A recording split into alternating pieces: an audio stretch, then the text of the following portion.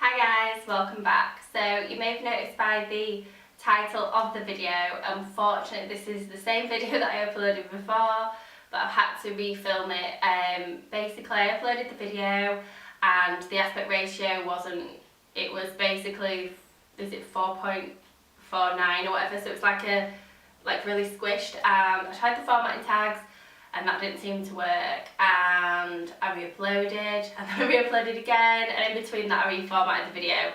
Anyway, it's failed me again. I don't know whether it's my new lens settings or if it's my program that I've been using or if it's YouTube, but either way I thought the next best thing to do was to re-record the video. So yeah, here we are. So apologies, it's the same video again, just like different hair and clothing, etc. So yeah, I'm a bit annoyed about that, but what are you gonna do? So this video is all about my favourite makeup brushes. So I've got a few here. Yeah, so these are the brushes that I enjoy using on a day-to-day basis. I'll sort of start with face brushes and then go on to eye and sort of brow brushes. I will say now, basically it's all Real Techniques and MAC brushes.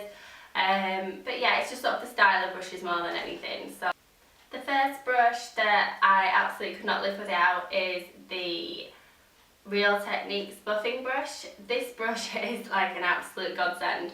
As soon as I got it I knew I wouldn't use any other foundation brush. It's a flat top kabuki, it's like a Duo Fibre effect.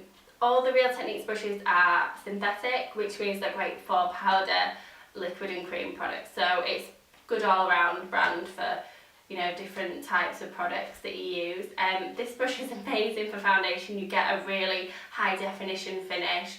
I'll be honest, I hate these style flat old school foundation brushes. I just don't feel like I get the same quality with the finish of my foundation.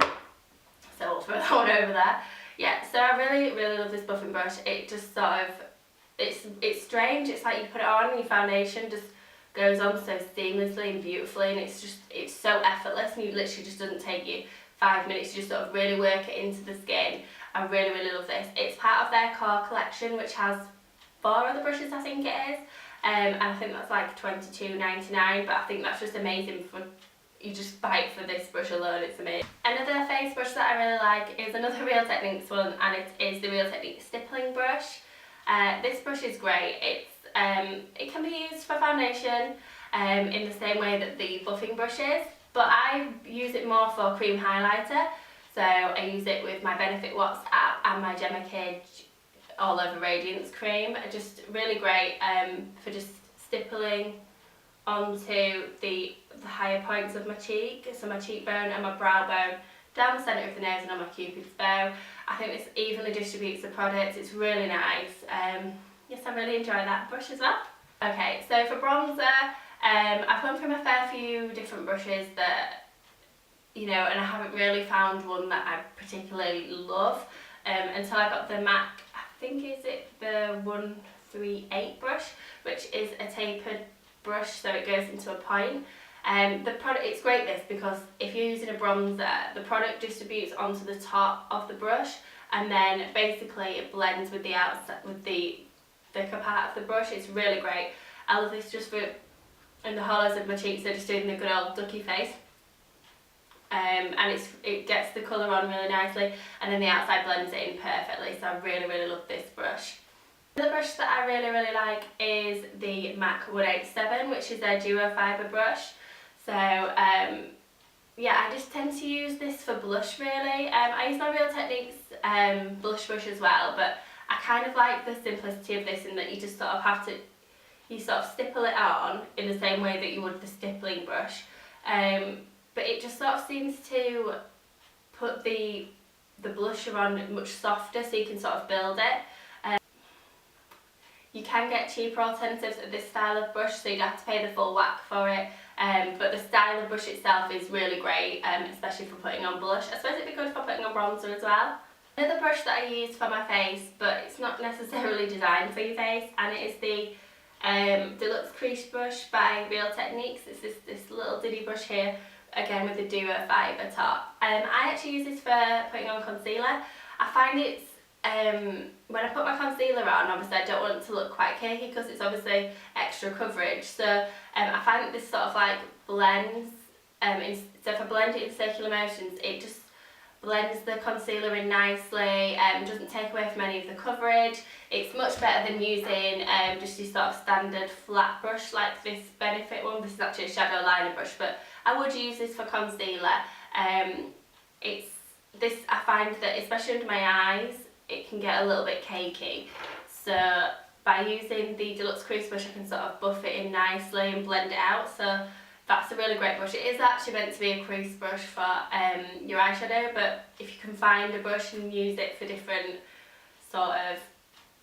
effects, then it's worth these. I mean, these Real Techniques brushes are just amazing anyway.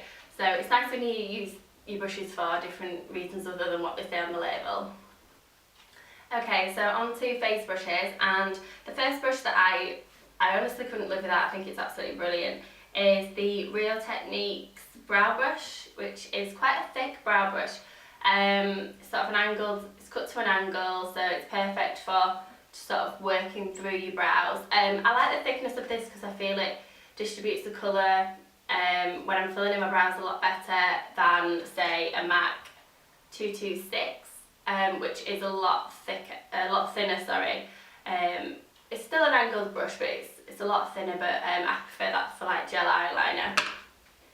So I really love this for, you know, obviously just getting in with the hairs, and I don't know, it just seems to distribute the product really nicely. I don't think it'd work for gel eyeliner because it's just a little bit too thick. But I know they have the Pixel Point brush, so that might be your better option. Moving on to eyeshadow, and this one probably no surprise because this is one of the most popular brushes there are, and it is the MAC 217 blending brush. I have two of these because I just think they're absolutely fantastic.